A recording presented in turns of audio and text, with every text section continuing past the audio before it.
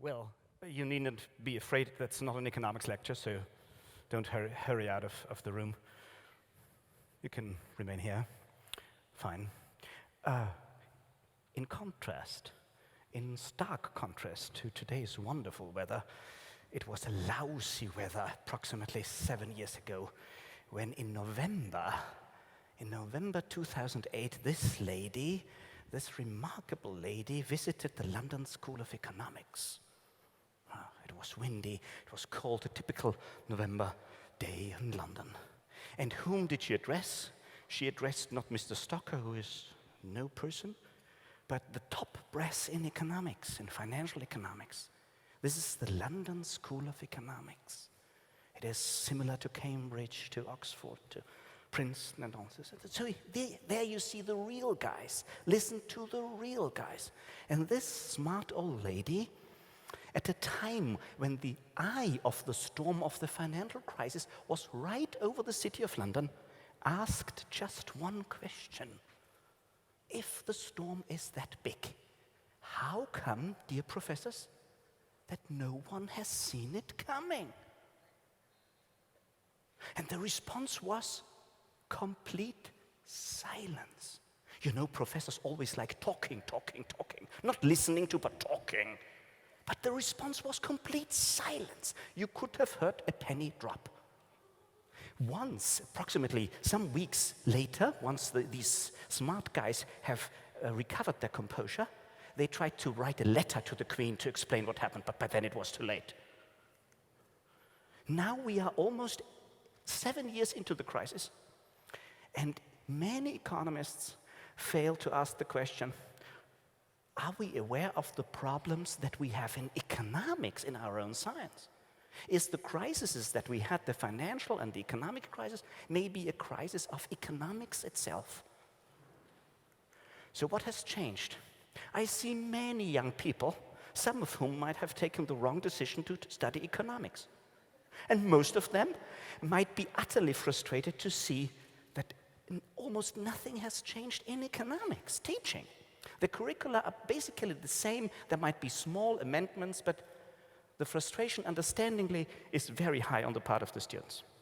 It's different in economic theory and in economic experts circles. There we have a hot debate. Quite a lot of things are going on, but the question is irking, are we discussing the right things, or is just some minor matters? And in economic policy, I need not remind you, basically all hell broke loose.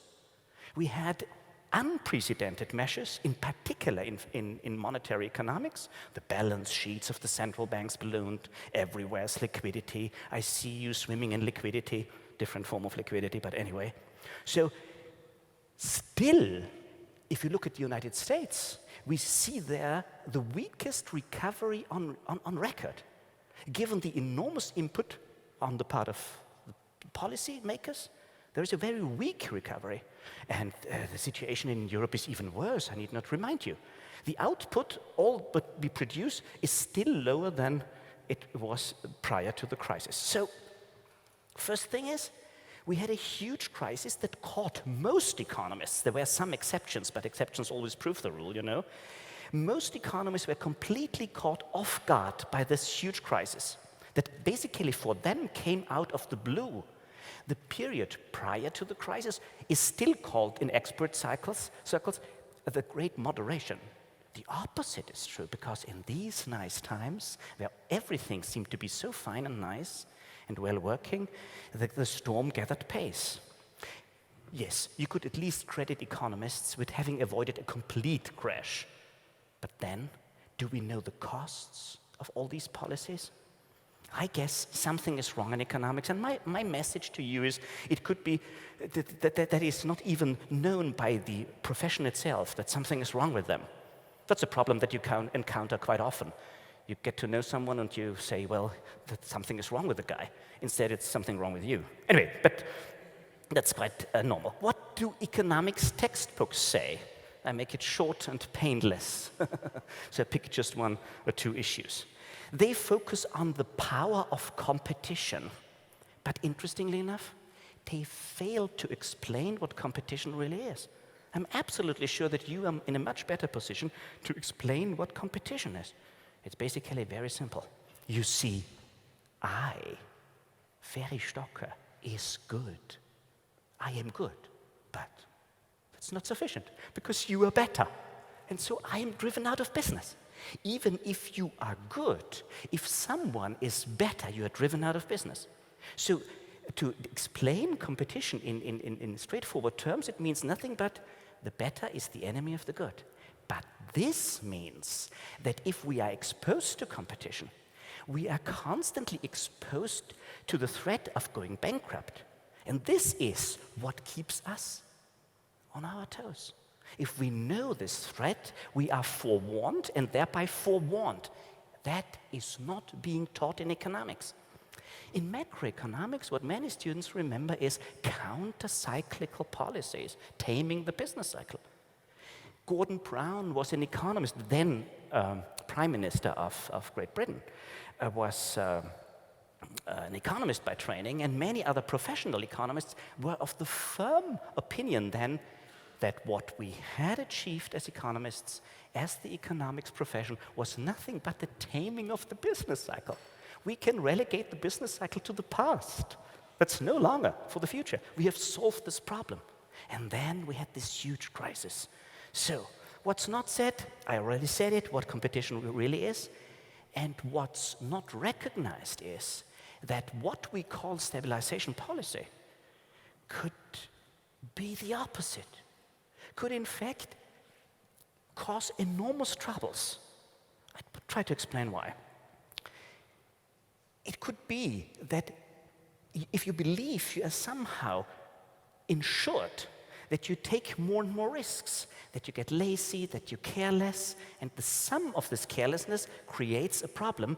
The problem in the end could be so big that it endangers the whole system. System is the key point. Economists are talking about systems, an economic system, whether this in North Korea versus South Korea, the American capitalism, Anglo-Saxon capitalism, continental capitalism, the Rhineland capitalism. What does a good system do? A good system allows development and it allows failure. It allows constant trial and error processes and stops those undertakings that get you nowhere. But in the first place, it allows development, trying out something new, but then it stops those, forcing those people out of business that can't survive. And this is what we call markets. Again, it is not explained in economics textbooks what markets really are, what they do. They promote discovery and allow correction. They reward improvements and correct failure. And we are human beings. We are fallible. Mind out that politicians in particular are human beings. They are fallible too. And correcting failure, but allowing trial and error, that is what a market economy would do. And now the downside, this is disciplining us. I could put a rhetorical question to you. Would you prefer a situation where you are disciplined to a situation where you are not disciplined? Please, no show of hands. Because we don't like to be disciplined, we don't like to be checked, we have allowed, with the guidance of these bright economics guys, to build a huge insurance system where bankruptcy for most actors is out of the question. By saying insurance, I do not just mean a health insurance, pension insurance, but let me say I'm an entrepreneur, I have difficulties in selling my products. Would I be in favor of a government-sponsored deficit spending program or not? Most businesses are very much in favor that the government increases its spending. It could end ultimately up in my own pockets. So that's all a huge insurance system that has deleterious, very harmful side effects because inefficient producers are rewarded And that's only half of the truth at the expense of the efficient ones. As I said already, why should I act responsibly? Why should I take care? I wait for help. I rely on others. This is what economists call moral hazard. The consequences can be seen everywhere, not just in Austria and European economies, almost in all those economies that call themselves erroneously market economies. It is an ossification, even a zombification. It is anemic, low growth, and it ultimately leads to the breakdown of the whole system. And the failure of economists still is that they are unaware that they promote with their thinking, with their teaching, such all-encompassing insurance systems. You could overdo it a little bit in saying, I am entitled to everything, but I'm responsible for nothing. And that's hell, no doubt about it. And economics has lost sight of basic, and as I will show in a second, rather brutal economic principles. Small wonder then that the gist, the main ideas of what capitalism or market economy is about, is not to be found in economics textbooks, but in the writings of practitioners. I just quote here a man called Kylie Bass, a very successful hedge fund manager in the United States, who said that capitalism without bankruptcy is like Christianity without hell. Forget it. It doesn't work. That captures quite a lot. It takes time to sink in, but that captures quite a lot. So, do we need a new economics? My first suggested answer would be no. Well, that's strange, all that I said so far. We should go back to the roots. The solution would be going back to the roots.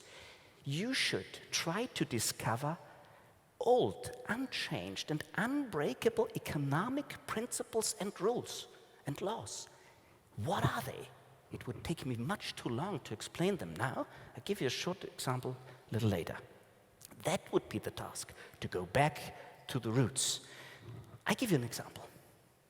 It all starts with one principle, that you should face up to the consequences of your own actions. What does this mean? Very simple. This determines your sex life. That determines your sex life. Yeah. And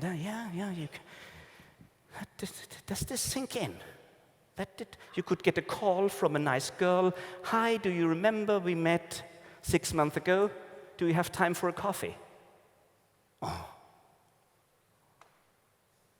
Next thing would be, we all need checks. First thing, I have to face up to the consequences of my own action. Second, I need checks. Ferry Stocker, as you, as everybody, need checks. And third thing, the most important check is competition, is a market economy. That means, again, that I might be good, but someone comes up with a superior solution to the problem that I solve for my customers, and I'm out of business. So now, there are three propositions, just three propositions. You have to face up to the consequences of your own actions. You need, as I do, checks, and competition is the most effective checks of all. It's not of human design, but it happened, just as a footnote. So, you said, well, Mr. Stocker, that's very nice, but these are three propositions.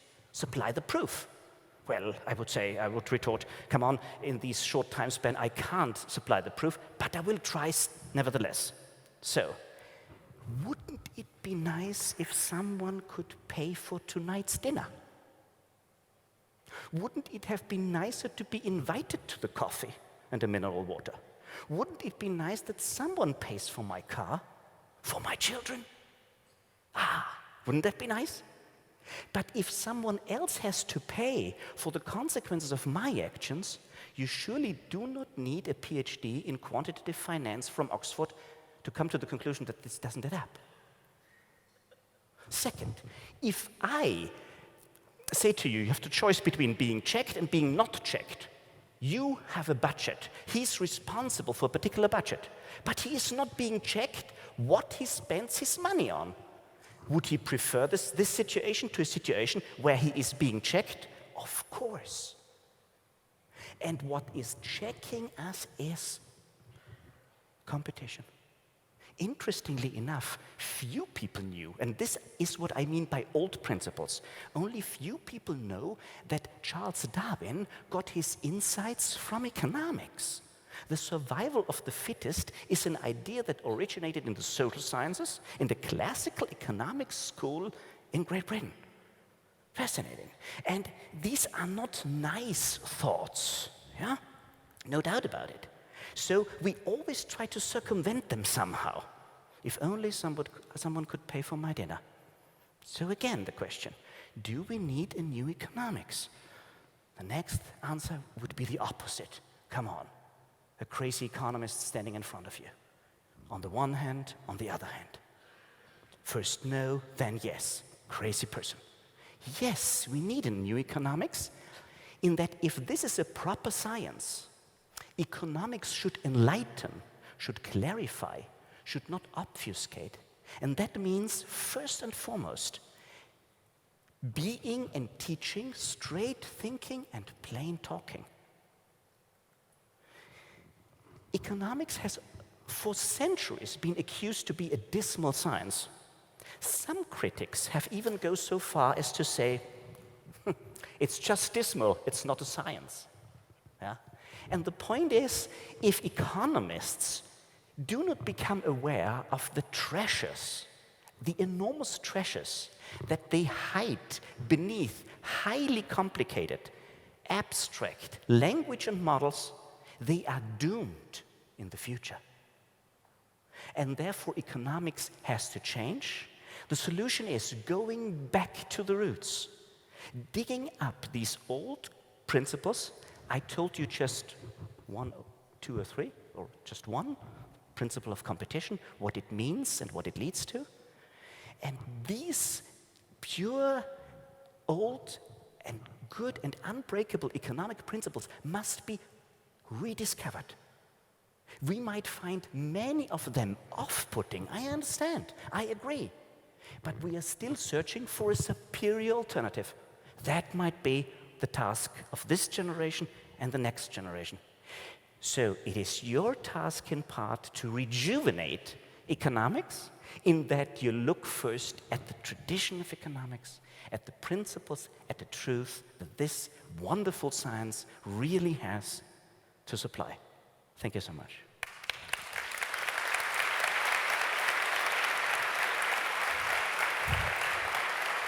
Thank you. That's